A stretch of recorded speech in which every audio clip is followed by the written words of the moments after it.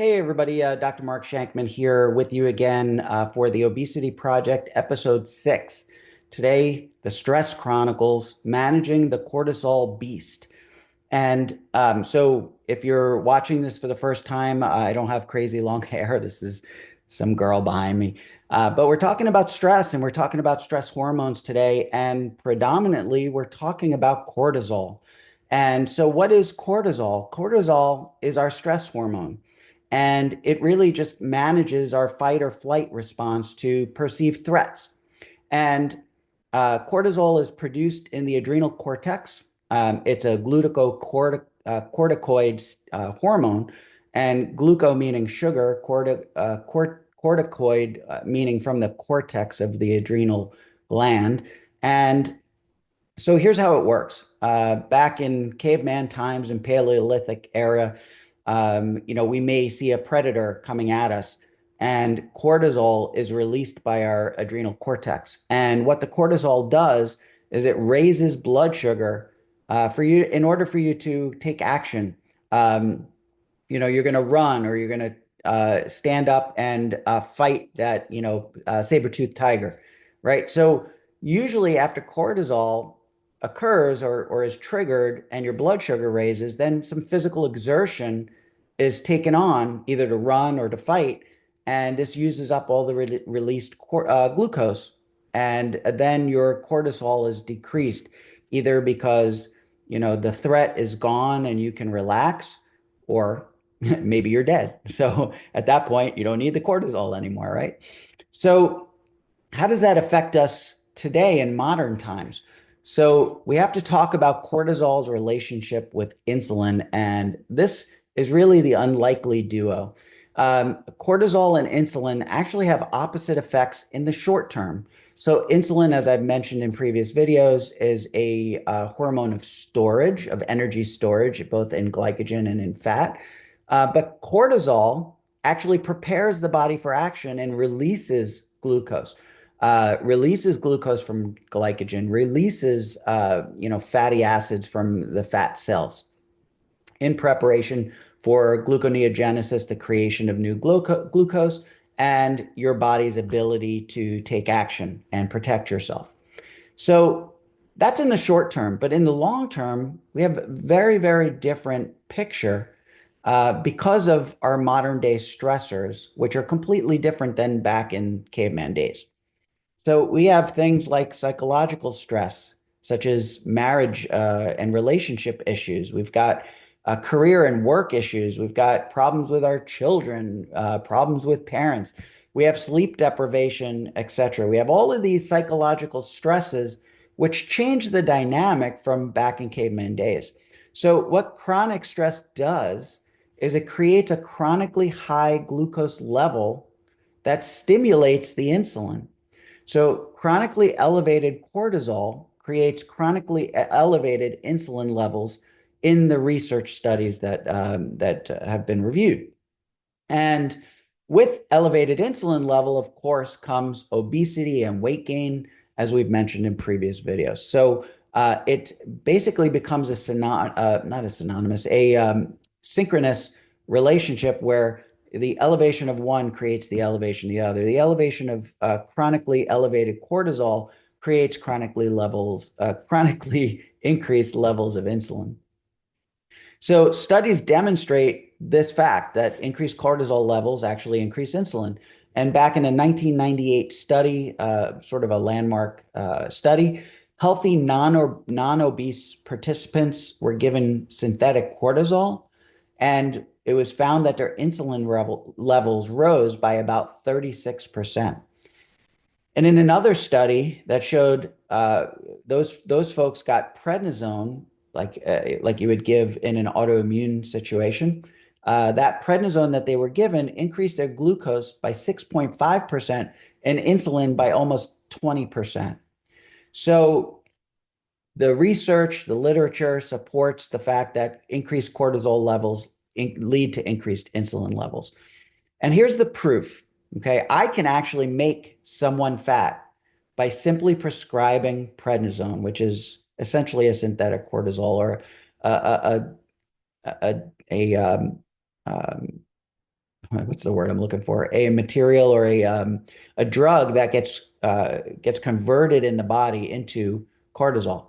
So we see this, as I mentioned, in autoimmune diseases. We see this in allergic reactions. We see this in a lot of things, but in the autoimmune diseases in particular, you have very high levels of prednisone needed over long periods of time, which really separates it from the shorter acting prednisone tapers that we see in some of these other things like allergic reactions and rashes and things like that. But if I go ahead and I give high dose prednisone over an extended period of time to someone with an autoimmune disease, they're going to get fatter. They're going to see weight gain.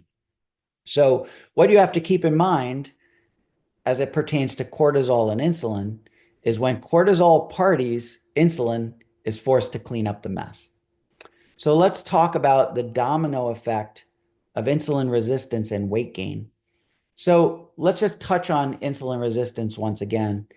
As I mentioned, hormones in the previous video, I mentioned this, that hormones are like locks and keys. So insulin is sort of the key, and the insulin receptor is the lock, and that insulin key fits into the lock perfectly and opens the channel that allows the glucose in.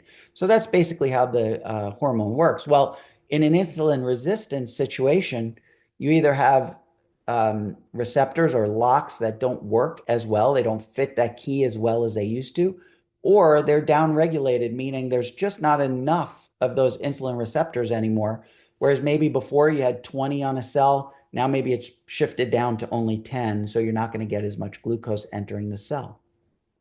So, and the easiest way to sort of visualize or picture insulin resistance is insulin is sort of knocking on the door, but the cell is refusing entry of that glucose into the cell because it's ignoring the insulin, right? So that's the easiest way to sort of visualize it. And insulin resistance develops, and this can be seen in long-term use of prednisone, that leads to an insulin resistant state. Even you could develop full-blown diabetes, type 2 diabetes, as a result of that prednisone administration. So we've kind of shown and sort of proven that when cortisol levels go up, insulin levels go up. When you have insulin levels go up, you get an increase in insulin resistance, and the cells stop listening to the insulin and don't allow the glucose in. So how does cortisol and obesity factor in? How did those two pieces fit together? So what I'm trying to say is how does chronically high cortisol levels lead to the actual weight gain and increased abdominal fat, particularly? All right, so you can get fat throughout the subcutaneous area, but high cortisol levels really seem to focus more on the abdominal fat, which is, of course, the more dangerous fat, the centralized fat. So we've actually shown in studies that chronically high cortisol levels lead to chronically elevated insulin levels. And then, of course, those insulin levels lead to obesity. And so here's how we can look at two disease processes and show how this actually works. So in Cushing's disease, which is a disease of excessive cortisol levels, about 94% of those patients showed abdominal weight gain, and about 97% showed an increase in body weight. So, what about in the opposite situation? Does low cortisol level lead to actual weight loss? And we can look at patients with Addison's disease. So, what Addison's disease is patients that have adrenal insufficiency or the lack of cortisol. And the hallmark sign of Addison's disease is weight loss. And about 97% of patients with Addison's disease lose weight. So we've kind of shown with these two natural disorders, excessive cortisol levels leading to weight gain, adrenal insufficiency in Addison's disease causing a lack of cortisol and a weight loss. We've shown that there's a direct correlation between cortisol levels and weight gain or weight loss. So here's the other thing is that stress, like you see behind me, can lead to obesity. Now, if you think about this, Stress actually has no calories, right? You don't have to take in any additional calories. It has nothing to do with what you eat. And of course, stress has no carbohydrate, right? So there's no carbohydrate stimulating insulin increase. But increased cortisol does lead to weight gain. So how does this actually happen? It's through the cortisol relationship with um, the increased cortisol levels leading to the weight gain and the weight loss that we just described. So chronic stress can also lead to increased cortisol levels, which lead to weight gain. So without any additional calories, without any additional or the triggering of carbohydrates triggering insulin, we can still see weight gain uh, just from chronic stress. So how do we deal with this? How do we decrease um, stress? Or how do we really, what we're trying to do is to tame the cortisol beast. So there's a couple things that we can do to manage cortisol levels. First of all, we can exercise regularly, and lifting weights, doing kickboxing, go for a run. Any of these things will decrease cortisol levels. So you can kick cortisol by just taking a simple daily jog. Another way is through mindfulness or yoga, massage therapy, meditation. So all of these mindfulness sort of activities will decrease cortisol levels. So breathe in, stress out.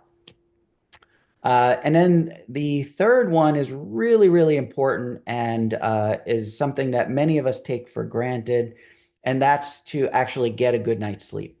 When you sleep well, you drop your cortisol levels.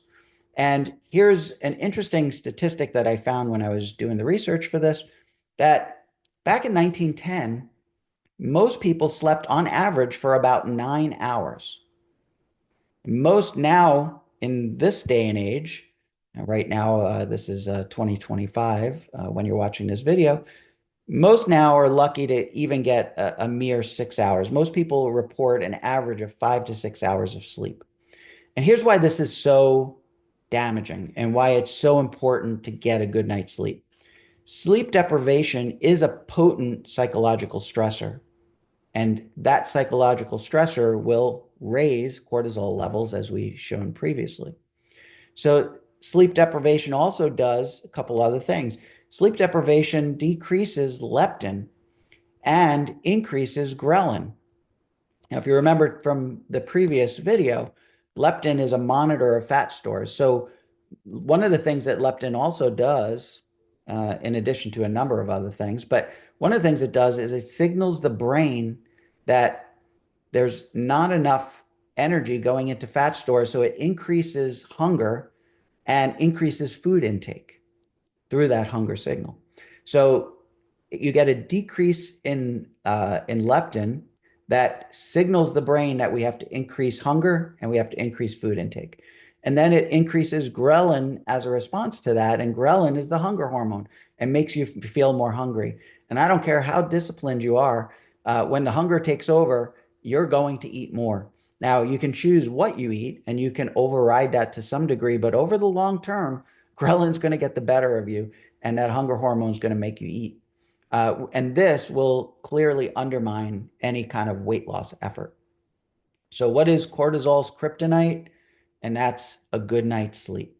So, I just hope that you got a better understanding of what cortisol is, how it works, how it relates to obesity and weight loss and weight gain.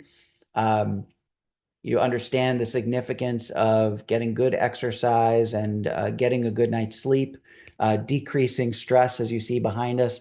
All of these things are really, really important if you're trying to lose weight. And as I mentioned, the stress that you see behind me, that by itself can cause weight gain, even if you're decreasing calories, even if you're decreasing carbs, or even if you're doing all the things that should theoretically bring the weight loss down. So, I appreciate you. I thank you for watching this video. Much more interesting information to come. We're going to focus a little bit more on the relationship between what we eat and weight loss and weight gain in the next video. So stay tuned for that. Thank you so much for watching. Like, share, and comment as always, and I will catch you in the next one. Take care.